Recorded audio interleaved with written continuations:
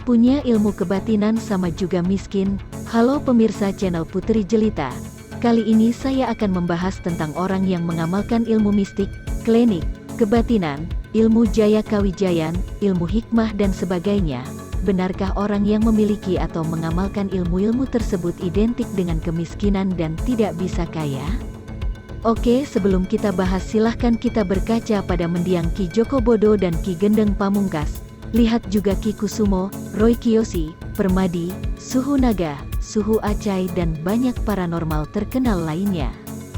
Dari deretan di atas sudah jelas bahwa pengamal ilmu kebatinan, mistik dan klinik tidak identik dengan kemiskinan. Kaya dan miskin sebenarnya adalah pilihan hidup. Jika Anda sering melihat bahwa orang-orang yang memiliki ilmu mistik, klinik, kebatinan, ilmu hikmah dan ilmu jaya kawijayan ternyata banyak yang miskin, itu adalah pilihan hidup mereka.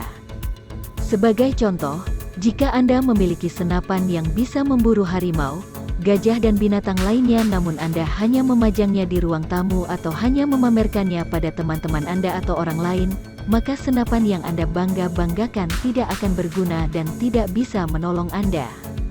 Seandainya senapan Anda gunakan untuk memburu binatang di hutan secara legal, maka Anda akan bisa menghasilkan uang atau rejeki dari binatang yang Anda buru.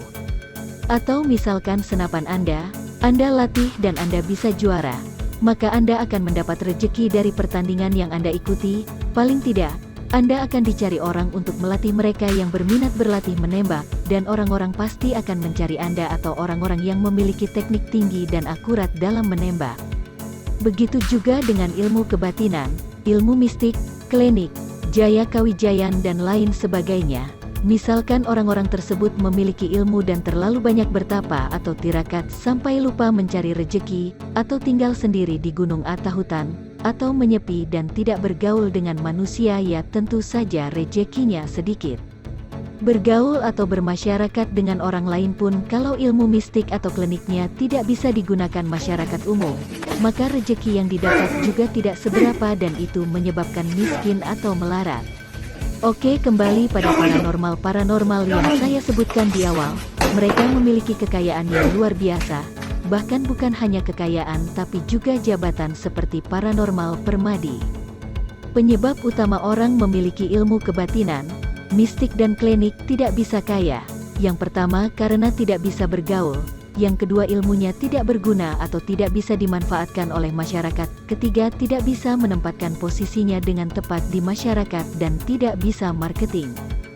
Kalau zaman dahulu marketingnya dari mulut ke mulut, maka sekarang marketingnya lebih cenderung lewat media sosial. Jika marketingnya bagus namun ternyata ilmunya tidak berguna, akhirnya rezekinya macet karena orang-orang tidak akan percaya lagi. Bisa jadi ilmu yang tidak berguna akan masih laku dijual dikemas baik hanya sebagai hiburan. Misalkan ilmu kontak atau ilmu tenaga dalam. Ilmu tenaga dalam ini masih dipercayai dan disukai masyarakat kelas menengah ke bawah dengan harapan suatu saat bisa dipakai dalam keadaan terdesak. Ilmu tenaga dalam ini sebenarnya banyak dicari oleh para petarung MMA dan bela diri kontak body lainnya. Kalau benar ada, sayangnya ilmu tenaga dalam ini hanya ada di angan-angan. Misalkan Anda punya ilmu kebal, Anda bisa membuka jasa pengawalan. Misalnya jasa pengawalan artis, pengawalan pengiriman uang, pengawalan bos besar dan sebagainya.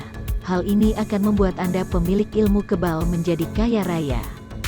Anda yang memiliki ilmu tembus pandang bisa menggunakan ilmu tembus Anda untuk mencari orang yang hilang, barang hilang ataupun harga diri orang lain yang hilang.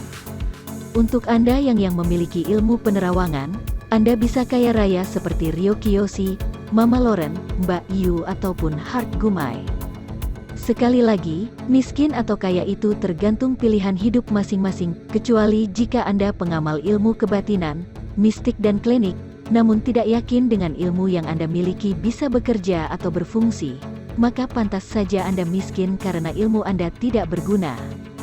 Jadi sekali lagi, punya ilmu kebatinan tidak masalah jika Anda punya orientasi untuk kaya. Oh ya, jangan gunakan ilmu kebatinan, mistik, klinik, jaya kawijayan untuk jalan yang sesat, misalkan untuk menipu atau merugikan orang lain, semisal UGB alias Guntur Bumi, yang mendapatkan kekayaan dengan jalan tercela. Semoga bermanfaat.